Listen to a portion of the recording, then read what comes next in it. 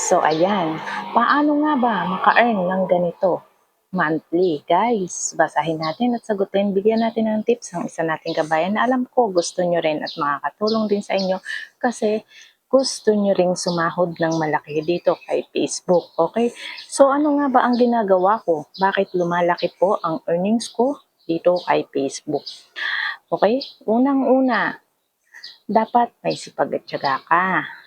Pangalawa, consistent ka sa pagpo-post mo.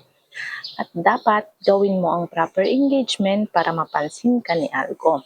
Kasi guys, once na naalgo yung bahay mo, yung mga post mo, sobrang laking tulong guys. Ang earnings mo, mabubush yan. Ang followers mo, mabubush yan. Ang views mo, mabubush yan guys. Yun ang number one na dapat nyong tutukan.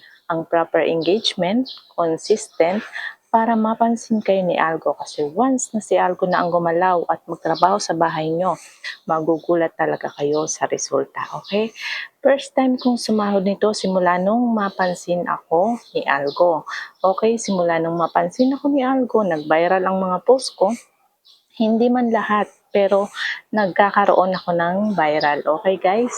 And alam nyo ba, sobrang laking tulong nung last month, ang content monetization earnings ko nung hindi pa ako napapansin ni Algo, nasa $8 lang isang buwan. Nung napansin niya ako, umabot ng 100 plus guys. And isa pang technique. Okay? Dikitan nyo, mahalin nyo ang mga tala sender. Ito yung katotohanan guys. Ang mga tala sender, big help yan sa mga earnings natin. Okay? So kung gusto nyo lumaki ang earnings nyo, mahalin nyo, magpapansin kayo sa mga bahay dito sa tala sender. Ang dami dyan sa baba. Kaya yun, sana nakatulong at sana sa susunod kayo naman ang sumahod ng ganito kalamat o laki kasi malaking tulong po talaga yan.